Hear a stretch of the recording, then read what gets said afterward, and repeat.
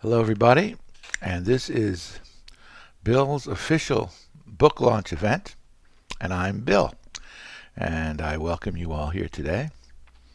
I think I'm probably as surprised as anyone that this book actually exists, and I've spoken to quite a few people about why it exists and the origins of it all, and I got to say that there are several. I mean, since we started way back in the 70s, I've always had a notion to try to archive it in some way, what we were able to accomplish and some of the folks that worked with us. And but in recent days, I've been thinking more particularly about the fact that um, an important reason for doing this has everything to do with these two characters right here. Of course, these are my beautiful granddaughters, Lily and Sophia. And I got to thinking about the fact that I wanted to provide them for something for years down the road that would tell them our story, who we were, what we did, and some of the folks that helped us do it. And that's as good a reason as any for Makes a Man's Blood Pound. I've known many of you for many years, others less long. But irregardless, anyone who can get through this book, I think, will have a pretty good idea and understanding of what's been rattling around up here in this head of mine for the last nearly 70 years. And so I'd like to share a few excerpts from the book now, which kind of represents the tip of the iceberg as to all that rattling around. My theater life had an inauspicious beginning. And this is me in high school. And I got to say that a good part of that experience was not all that successful. But that all started to change in the late winter of 1965 when my school announced that it would be having auditions for a play, and the play was called Inherit the Wind. Now, up till that point, my only theatrical experience had been playing saxophone in the pit band, and I enjoyed that. But I couldn't help looking up at my peers on the stage and admiring them and thinking that might be something that I might like to get involved in too. So I decided to appear for these auditions for Inherit the Wind, and our director was a man named Churchill C. Clark.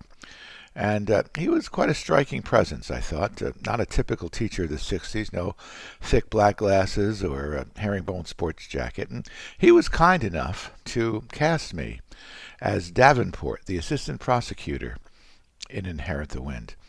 And I've got to say, the first couple of weeks of rehearsals were not going well at all. I didn't understand this idea of blocking. A friend tried to explain it to me, and she said, well, when Clark tells you to move from point A to point B, you move from point A to point B, and you do it as you're saying your line. And you write it down in your script so you remember to do it every time. And I thought, well, that sounds easy enough. I think I could certainly do that. But I found it practically impossible to walk and talk at the same time. I felt like a stick figure moving before my line and after my line, but never on my line. And I didn't write anything down. Sometimes I'd forget, but usually I'd just say, well, I'll remember to do that. But of course I didn't, and Clark would call me on it. And he'd say, hey, aren't you supposed to be over here now? And I would sheepishly move to my mark, but still not write it down.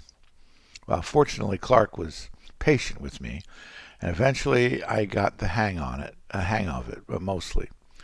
It was about halfway through the rehearsal period for Inherit the Wind when I finally started to feel more comfortable with my participation. I was loosening up a bit, and I was actually beginning to work on a character. Things were looking up, I thought. Maybe this wasn't such a bad idea after all. Then, out of nowhere, seemingly, came the darkness.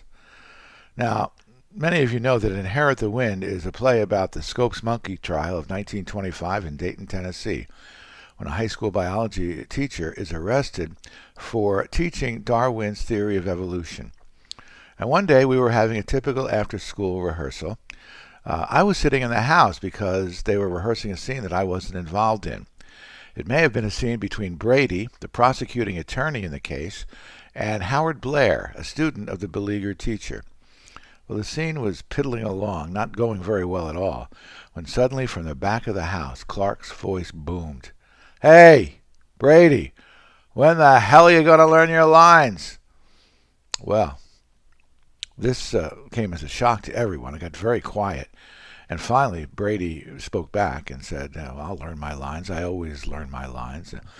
Clark replied, "Well, you never had this many before, and it seems like you haven't even started." Another pause.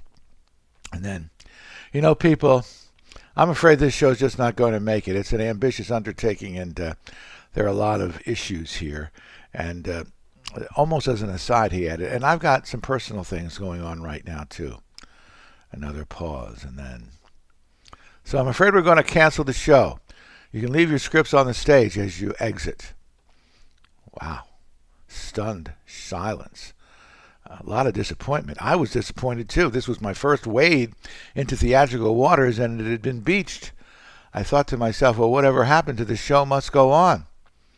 And this incident has stayed with me for a long time. And I think as a director, I've got to admit that there were projects that I too was ready to deep six. Maybe we didn't get the right cast, or maybe we didn't have enough resources, or maybe I too had a personal issue that I was trying to deal with. And there are plenty of people who would say, well, if I can't do it right, I'm not going to do it at all. But I never bought into that. I always believed that we had an obligation to those who had made a commitment to see things through to a better or worse conclusion. That is the process. And usually a devotion to the process will yield a satisfactory product, but sometimes it doesn't. And even then, the process must remain our primary consideration. So the show was canceled. But that experience led me on a journey that continues still. I never got to be in Inherit the Wind when I was in high school, but I've done the show 3 times since, and it's still one of my favorites.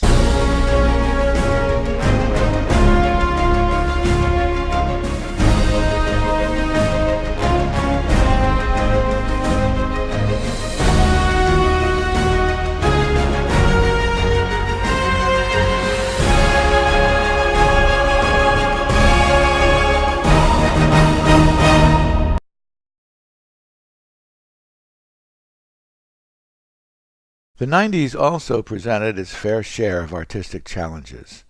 A late-to-the-game exit of a temperamental actor in our 1991 production of Steel Magnolias was foreboding.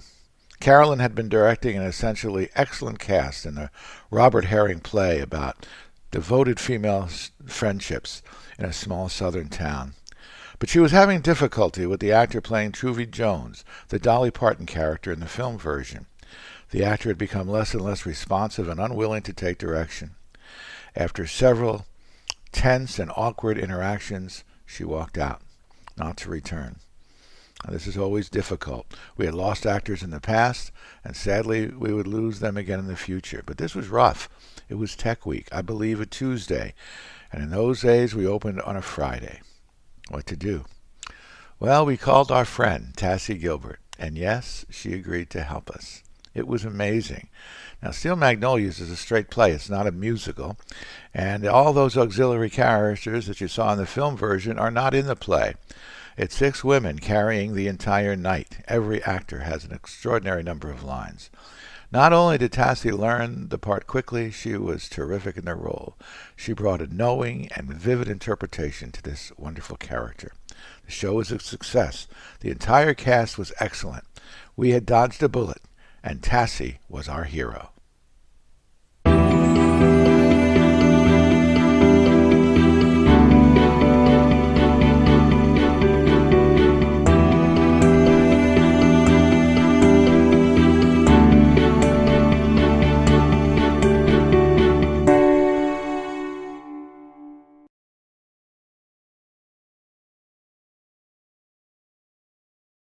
September 11th, 2001. A day that significantly changed our way of life. I remember that day well. I was a new administrator at Warren Hills High School, and I was concerned about a number of students and a number of staff members who had had relatives commute into the city that day. It was a long and difficult day, and I think anyone who lived through it has a memory of similar details. Meanwhile, at the theater, we were working on a play called Moon Over Buffalo. It was the farcical comedy by Ken Ludwig, and our opening was quickly approaching. Things had not been going particularly well. I was torn. Obviously, we needed the rehearsal, but the day's events had left me numb. Perhaps it would have been best to cancel that day. I tried to contact as many cast members as I could, and their feedback was unanimous. They all wanted to proceed with rehearsal. I've always taken the credence of a communal aspect to working on stage, and I think it's particularly true in a group like ours where we get to know each other pretty well over a period of years. We probably didn't realize it at the time, but there was a degree of relief, assurance, and support fostered in our togetherness that night. In spite of our difficulties, the Buffalo cast was quite devoted to that material. There was Vinny and Brenda, and our dear friends Sal and Mary, and Linda Benton and her son Mike Benton, and Jill Irwin. I was playing George Hay, an over-the-top and over-the-hill ham. It should have been a cakewalk. But I was having more difficulty than anybody. I have a real problem with this type of humor. Slapstick physicality, mistaken identities, fast and exits and entrances from numerous doorways, all devices of the genre, tend to leave me cold. I wasn't doing well with it at all. And so here I was, playing a not very likable character in a play that I wasn't crazy about, but I was giving it my best shot. As our final rehearsals approached, it seemed like everyone was grappling for lines, which is always a problem, but a play depended on fast pacing. It was fatal. I was worried. We were all worried. But then the lights went down, and we were on. Gulp. But then another character appeared. The audience. And I know that's a cliche, but I think in this case it really made a difference. We still had plenty of pacing problems, but now a lot of those pauses was covered with audience laughter. It was amazing. Our opening performance went far better than had any rehearsal. Anyone who's ever doubted the influence of an audience on a performance would have been amazed to see that show. As we're rolling along, we come to a line from Linda Benton's character Ethel. I don't remember the exact reference, but it was intended to motivate a big laugh, and ended with the words, "National disaster." Silence. Silence in the house, silence on stage. The tragic events of the last several days had come catapulting back into our consciousness. The illusion of the theater had been lapsed, at least temporarily. I'm pretty sure we cut that line from the rest of the run. But Moon Over Buffalo was a successful production for us, and I have one other favorite memory of that show. As my character, George Hay, I was required to make a lot of costume changes. Anyone who's ever worked with me knows that costumes are not my friend. And at one point, he's supposed to make a quick change from street clothes to a tunic-like garment. And he's supposed to do it in a small confined closet, which our set provided. So one night I walked into the closet to make that costume change, and I closed the door behind me. Now, outside that closet door, the play was continuing. Inside the closet, to help me with this change, was my good friend Vinny Foti. Now, Vinny and I were both big guys, and we were in a small confined area. And we were both perspiring profusely. Clothes were sticking to skin. This costume change was not going well at all. Meanwhile, I heard the lines fleeting outside that closet door. My re-entrance cue was quickly approaching. I got out of my street clothes, and Vinny threw the tunic over my head. But instead of going up through the neck hole, it went deep up into the sleeve. I could hardly breathe. Then I heard my entrance cue. I pulled my head out of the sleeve, threw off the tunic, opened the closet door, and majestically made my entrance, clad only in my boxers and my socks. It was humiliating. And of course, now I am on stage for the next 35 to 40 minutes straight with no opportunity to change my appearance. Well, the audience got a big laugh out of it, but it was nothing compared to the many cast members, my fellow cast members, as they made their entrance. The surprised expression on their faces said it all. Nobody broke character, but they were all on the edge, and I too was on the edge. As embarrassing as that was, it remains one of my fondest memories of Moon Over Buffalo. It was a authentic moment of comic relief during a scary time of national turmoil.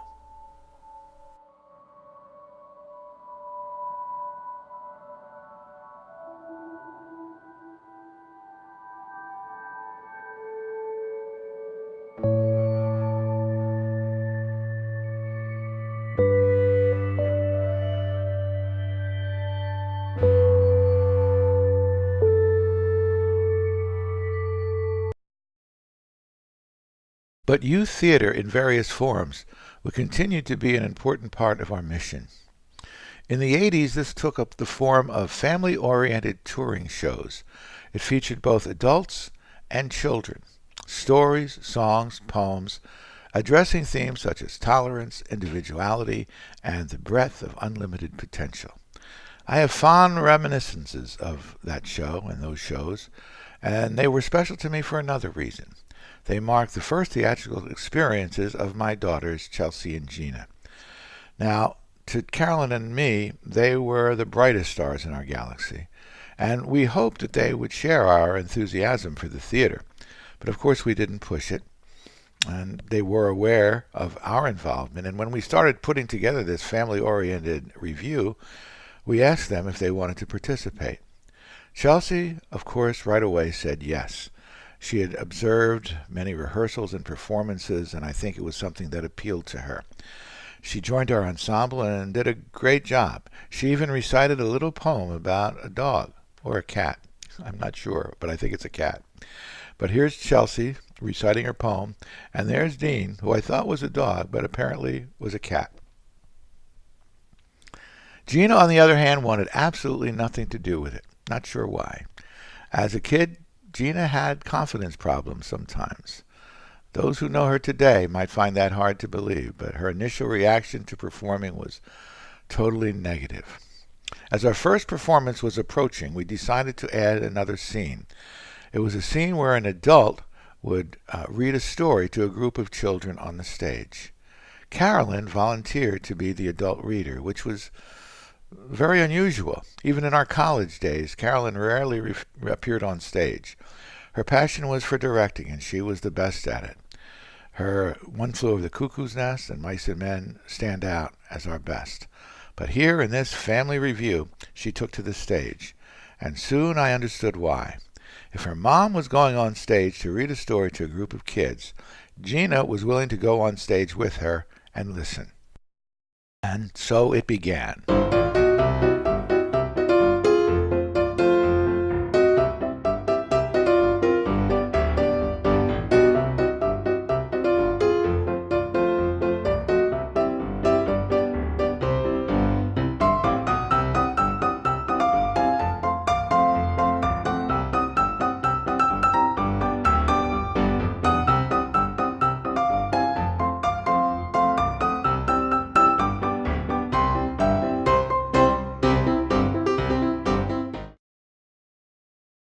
Okay, so I really need to address something here. I am deathly afraid of bats. Sad but true. Not sure how the phobia began, but I've had it as long as I can remember. And occasionally one of these guys slips into our theater, and when it does, I always react in the same way. I usually take a knee, I cover my head, and loudly utter a guttural exclamation. Something like that. Of course, this involuntary reaction does nothing to alleviate this situation, but provides considerable entertainment value for my fellow company members. What I could never understand was why everybody else didn't react exactly the same way I did. I remember an invasion during our 1986 production of Vanities. One day during a break in rehearsal, I spotted a vandrel, or a varmint, or a bat flying around the proscenium arch. I was up in the light booth at the time and went into my routine. Meanwhile, down on the stage, our cast members, Rosemary Kuma and Debbie Lockwood, were standing calmly, cool as cucumbers, barely taking notice of what was going on directly over their heads. A few months later, in a rehearsal for a funny thing happened on the way to the forum. I was sure I spotted a sleeping bat on the backstage left wall. I mustered my courage, picked up a prop sword, and set out to rid the world of this monster. I recruited the help of Steve Mazza to accompany me. Steve was armed only with a thin piece of cardboard. Together we began our backstage quest.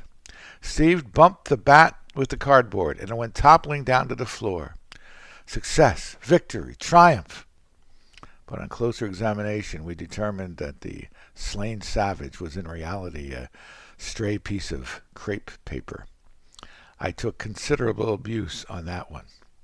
But my most vivid bat memory took place during an actual performance of our 1998 production of Harvey. I was on stage playing a scene with Nancy Riley, a good and loyal member of our troupe. It was a scene of exposition, not a lot of laughs, a lot of information. When I started to hear some tittering in the audience, I thought it strange, but continued. Soon the laughter became louder and more widespread. And I'm thinking to myself, wow, Nancy and I must really be killing this scene tonight. Then I spotted it in my peripheral vision. A bat. I tried to remain calm. I was determined not to break character.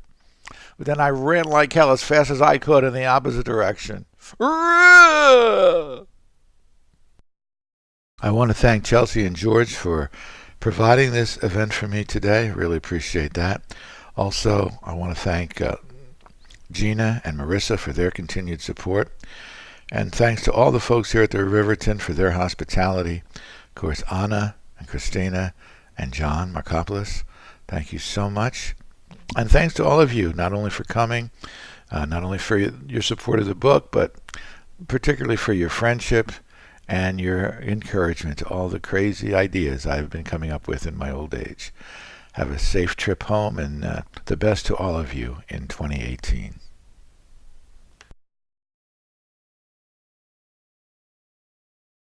Hello, everybody. My name is Bill, and this is a little bit of an Easter egg for the video. Video is about the reading I did in January of 2018, a reading for my book, Makes a Man's Blood Pound. And I was very excited about that, and it was a good time, and I tried to kind of recreate at least some of the excerpts of the reading here to post for those who maybe didn't get to see the reading or didn't get to attend, maybe had an interest in it, whatever. So that's what this is. But I thought I would add a little extra tidbit here, and it's got to do with the fact that a lot of people have asked me, what a crazy title for your book. It Makes a Man's Blood Pound. What's that all about? And those who know me well, and have known me for a long time, know that was I used to say that a lot. I don't say it so much anymore, but when something exciting happened at the theater or anywhere really, if something, a plan came together, and I was happy about it, I would say, it makes a man's blood pound. And I always kind of applied that to my work at the theater. And it really gets its origins from a play written by John Patrick, a play called The Tea House of the August Moon. Tea House of the August Moon, John Patrick, which opened on Broadway in 1952. And it won a lot of awards. It won the Pulitzer Prize that year. It won a Tony Award, won a lot of awards. It later was made into a motion picture that starred Marlon Brando and Paul Ford. And essentially, it's about the American occupation of Okinawa following World War II and the U.S. military attempt to westernize that country, that area of Japan. And one particular officer, Colonel Purdy, was determined that they were going to turn this little village of Tobiki, Okinawa, into a mini Dayton, Ohio, or whatever. And they sent out somebody to one of the officers to try to make this happen, Colonel Fisbee. And of course, it didn't happen, in spite of all their attempts to do it. And it made the colonel very angry for a long period of time that they were not able to accomplish this task of westernizing the Okinawan village of Tobiki. But toward the end of the play, Colonel Purdy goes to Tobiki to visit the little village, and he is just kind of overwhelmed by the beautiful natural culture of that village, and also the centerpiece of that culture was the beautiful tea house that village was so proud of. And Colonel Purdy was so moved by it, he said, it's beautiful. It makes a man's blood pound. And I just thought it was a beautiful, I love the play, and I thought it was a beautiful line, a beautiful sentiment. And in recent years, recent decades, Tea House of the August Moon has kind of fallen out of favor due to the kind of the racial aspects of it, and the characterizations of the villagers and so forth and so on. And I can understand why that has happened. It's a different time, but I still think there's a lot to love about that play. And so there you have it. Brief little reason. And of course, I said it so often that it kind of became a mantra of mine. Makes a man's blood pound. And so I couldn't think of a better title for a book about my life as it applied to the theater. So there you go.